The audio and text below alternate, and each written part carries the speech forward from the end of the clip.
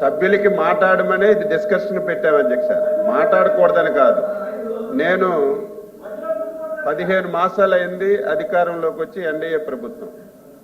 బొత్స సత్యబాబు కానీ వాళ్ళ పార్టీ అధ్యక్షుడు కానీ శాసనసభ్యులు కానీ ఎవ్వరు మాట్లాడినా సరే బయట ఎన్డీఏ ప్రభుత్వం వచ్చింది 15 మాసాలు అయ్యింది, సూపర్ 6లో ఒక్కటంటే ఒక్కటి అమలు కావడం లేదని బాగా కొడుతున్నారు అధ్యక్ష. కొట్టుకోవచ్చు, కానీ నిండు శాసన మండలి సభలో ఇక్కడ కూడా అదే అబద్ధాలు మాట్లాడుతుంటే మేము నోరు మూసుకొని ఉండమంటే ఉండలేము అధ్యక్ష. నేను ఒకటే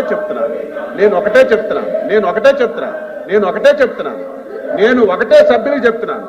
మేము ఈ 14 మాసాల్లో నేను డీటెయిల్గా మాట్లాడతాను. ఈ 14 మాసాల్లో మేము చేసిన కార్యక్రమాలు, తల్లికి వందనం ఇచ్చాం, అన్నదాత సుఖీభావ్ ఇచ్చాం, మహిళలకి 3 గ్యాస్ సిలిండర్లు ఇచ్చాం, ఈరోజు బస్సు ఇచ్చాం అధ్యక్ష. ఇవన్నీ ఇచ్చాం. ఇందులో అధ్యక్ష మేము ఎన్నికల్లో చెప్పినటువంటి హామీలన్నీ నెరవేర్చాం, పథకాలన్నీ ఇచ్చాం. అందులో ఏవైనా సరే ఇబ్బందులుంటే సమస్యలుంటే సభ్యులు చెప్తే బాగుండు. ఇన్నే కళ్ళ ముందు సూపర్ 6 అన్నీ అమలైతే బయట మాట్లాడినట్టుగా ఇక్కడ కూడా పచ్చి అబద్ధాలు మాట్లాడుతుంటే మా సభ్యులకి అలా నిల్చొని ఉండమంటే ఎలా ఉంటారు అధ్యక్ష? ఎలా ఉంటారు?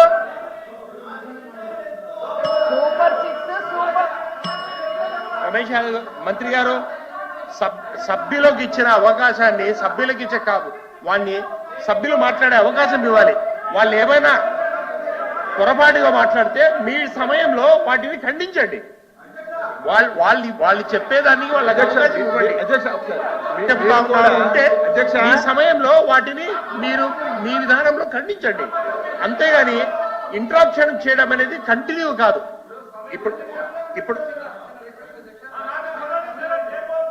ఎంత సమయం ఇస్తారో మా సభ్యులు కూడా వాళ్ళు మాట్లాడక మాకు ఇవ్వండి అధ్యక్ష, మేము మాట్లాడాక మళ్ళీ ఆడికి ఉండి అధ్యక్ష. చెప్పారు సాయంత్రం కంటిన్యూ కూర్చుందామని చెప్పారు. ఒక్కొక్కరికి వాళ్ళు రమేష్ గారు కూర్చోండి, దయచేసి కూర్చోండి. మాధవ్ గారు, ఇజ్రాయల్ గారు కూర్చోండి ప్లీజ్ కూర్చోండి, దయచేసి కూర్చోండి. రామసుబ్బారెడ్డి గారు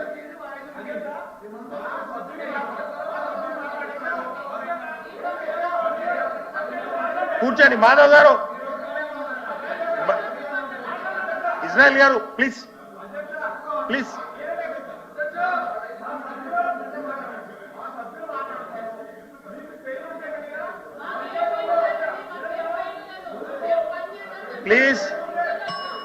ప్లీజ్ సమయాన్ని పాటించండి.